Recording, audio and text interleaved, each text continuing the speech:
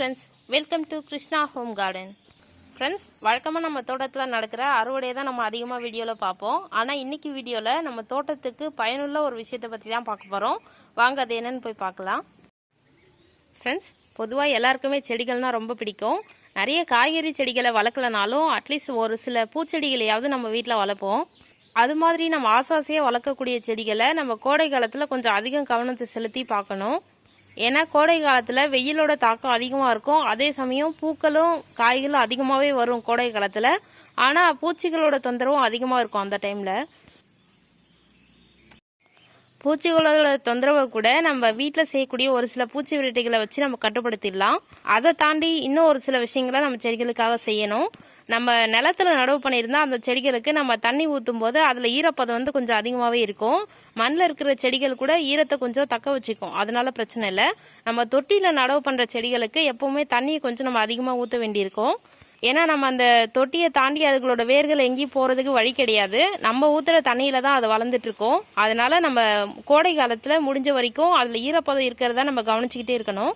ஏன்னா ஈரப்பதம் இல்லாமல் சுத்தமாக ட்ரை ஆகிடுச்சுன்னா அதில் இருக்கக்கூடிய நுண்ணுயிர்கள் எல்லாமே இறந்து போயிடும். நம்ம போகிற உரம் டைரெக்டாக செடிக்கு போய் சேராது. அதில் இருக்கக்கூடிய நுண்ணுயிர்கள் தான் அந்த வேர்களுக்கு அதை சத்துக்களாக மாற்றி கொடுக்கும். அது இல்லைன்னா நம்ம எந்த அளவு உரம் போட்டாலும் அதுக்கு எந்த பிரயோஜனமும் இருக்காது. அதனால கொஞ்சமாவது ஈரப்பதம் இருக்கிற மாதிரி நம்ம செடிகளை கவனிச்சுக்கணும். ஈரப்பதம் இருக்கணுமே தவிர அதிகமாக அந்த மண் ரொம்ப சேராக இருக்கக்கூடாது. நம்ம அடியில் ட்ரைனேஜ் ஹோல் போட்டிருந்தா அதில் இருக்கக்கூடிய எக்ஸஸான தண்ணி கீழே வடிஞ்சு வந்துடும். அதுக்கு தேவையான ஈரம் மட்டும்தான் அந்த தொட்டியில் நிற்கும். அப்படி ட்ரைனேஜ் ஹோல் நம்ம போடலைன்னா அதில் இருக்கக்கூடிய மண் சேராயிடும். அது மாதிரி ஆகும்போது செடிகளோட வேர்கள் அழுகி போயிடும். செடி இறந்து போயிடும். அதனால அந்த விஷயத்துல நம்ம கொஞ்சம் கவனம் செலுத்தணும். எந்த ஒரு பாட்டா இருந்தாலும் க்ரோ பேக்கா இருந்தாலும் அதுல சின்னதா ஒரு ஹோல் போட்டிருக்கணும். அடியில நம்ம ஊத்துற தண்ணியில அதிகபட்சமா இருக்கக்கூடிய தண்ணி கீழே வடிஞ்சு வந்துடணும். அதை நாம கவனத்துல வச்சுக்கணும். அதே மாதிரி செடிகளுக்கு தண்ணி ஊற்றும் போது கீழே நிறைய தண்ணி இறங்கி வரும். நம்ம செடிகளை தொட்டிகளை கொஞ்சம் உயரத்துல வைக்கணும். இப்ப பாருங்க, நான் ஒரு பலகையெல்லாம் வச்சு மரப்பலகையை வச்சு ஸ்டாண்டு மாதிரி ஃபிக்ஸ் பண்ணி அது மேல வச்சிருக்கோம். இது மாதிரி வைக்கும்போது கீழே வடியக்கூடிய தண்ணி கீழே வடிஞ்சு போயிடும். சீக்கிரமா காஞ்சிரும். அடியில காற்றோட்டம் இருக்கிறதால சீக்கிரமா ஈரம் காஞ்சிரும். இப்ப நிறைய பேர் மாடி தோட்டத்துல செடிகளை வளர்க்குறாங்க.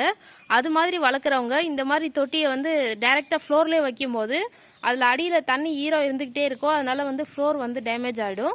அது மாதிரி ஆக்கக்கூடாதுன்றதால நம்ம இந்த மாதிரி ஒரு ஸ்டாண்டு மாதிரி வச்சு அதுக்கு மேல வைக்கும் போது கீழே இருக்கக்கூடிய ஈரம் சீக்கிரமா காஞ்சிரும். அதனால ஃப்ளோருக்கு எந்த பிரச்சனையும் வராது. இதுக்குன்னு இப்போ தனியாக ஸ்டாண்டெல்லாம் கூட விற்கிறாங்க. ட்ரைன் செல்லுன்னு நிறைய விற்கிறாங்க. அதெல்லாம் நம்ம வாங்கி பயன்படுத்தலாம். அது கொஞ்சம் காஸ்ட் கூட இருக்குன்றதால நான் இந்த மாதிரி மரப்பலகைகள் வேஸ்டாக இருக்கக்கூடிய மரப்பலகை எல்லாத்தையும் யூஸ் பண்ணியிருக்கேன். பாருங்க, சிங்கிள் வச்சு அதுக்கு மேலே தொட்டிகளை அடுக்கி வச்சிருக்கேன். அடுத்ததா நம்ம ரெண்டாவது பார்க்க வேண்டிய ஒரு முக்கியமான விஷயம் என்னன்னா, இங்கே பாருங்க, நான் இங்கே செடிகளோட தொட்டிகளை எல்லாத்துலேயுமே மூடாக்கு போட்டிருக்கேன். மூடாக்கு ஒரு ரொம்பவே முக்கியமான ஒரு விஷயம். இது ஈரத்தன்மை செடியில் தொட்டியில் எப்போ இருந்துகிட்டே இருக்கிற மாதிரி பார்த்துக்கும். இந்த மாதிரி மூடாக்கு போடும்போது தொட்டியில ஈரம் அவ்வளோ சீக்கிரத்தில் காயாது. மண் காயாம பார்த்துக்கும். உள்ள இருக்கக்கூடிய நுண்ணுயிர்களும் டைரக்டா வெயில்ல படாம பார்த்துக்கும். அப்படி ரொம்ப டைரக்டான வெயில் தொட்டியில படும்போது சீக்கிரமா ஈரப்பதம் போயிடும். அதுல இருக்கக்கூடிய நுண்ணுயிர்களுக்கும் அது பிரச்சனையாயிடும். இந்த மாதிரி மூடாக்கு போடும்போது ரொம்பவே ஈரப்பதத்துல நுண்ணுயிர்கள் எல்லாமே நிறைய பெருக்கம் அடையும். செடிகளும் ரொம்பவே செழிப்பா வளரும். நீங்க ஒரு தொட்டியில மூடாக்கு போட்டும் இன்னொரு தொட்டியில மூடாக்கு போடாமலும் வச்சிருந்து பாருங்க. உங்களுக்கே அதில் இருக்கக்கூடிய வித்தியாசம் புரியும் ஃப்ரெண்ட்ஸ். அடுத்ததா இன்னொரு முக்கியமான விஷயம், நம்ம செடிகளுக்கு உரம் போட்டு வளர்க்கும் போது அதுல ஒரு சில களை செடிகளோட விதைகளும் இருந்து கண்டிப்பா களைச்செடி முளைச்சிக்கிட்டே இருக்கும். நம்ம தோட்டத்துல தொட்டியில இருந்தாலும் சரி, நிலத்துல செடி வச்சிருந்தாலும் சரி, களைச்செடிகளோட தொந்தரவு அதிகமாகவே இருக்கும். அதையும் நம்ம அடிக்கடி கிளீன் பண்ணணும். அப்படி நம்ம எடுக்கக்கூடிய களைச்செடிகளை மக்கக்கூடிய நம்ம இப்ப காம்போஸ்ட் பின் ஏதாவது ஒன்று வச்சிருப்போம் நம்ம தோட்டத்துல. இப்ப காய்கறி செடிகளோட கழிவுகளையோ இல்ல உரத்தையோ நம்ம வாங்கி வைக்கும் போது அதுல போட்டு வச்சிடலாம் நம்ம அந்த களைச்செடிகளை.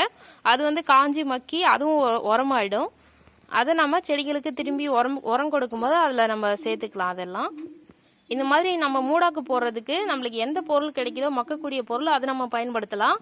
இலை சரகுகள், காஞ்ச இலை சரகு, இந்த மாதிரி தென்னை மட்டை, அப்புறம் மலாட்டை உரிக்கிற தோல், அதாவது கடலையோட தோல். இங்கே பாருங்க, இந்த மாதிரி ஒரு சில தொட்டிகளை அதையும் போட்டு வச்சிருக்கேன்.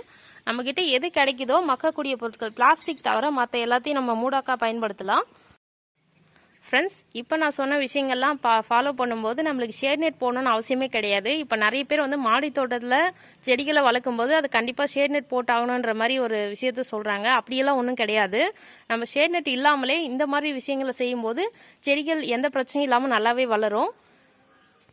இப்போ நம்ம வெயில் நாட்களில் செடிகளை எப்படி பாதுகாக்கிறதுன்னு பார்த்தோம். இப்போ வந்து ஓகே ஃப்ரெண்ட்ஸ், இன்னைக்கு வீடியோ உங்களுக்கு ரொம்ப யூஸ்ஃபுல்லாக இருந்திருக்கும்னு நினைக்கிறேன். ஓகே ஃப்ரெண்ட்ஸ், இன்னொரு இன்ட்ரெஸ்டிங்கான வீடியோவில் பார்க்கலாம். தேங்க்யூ. தேங்க்ஸ் ஃபார் வாட்சிங்.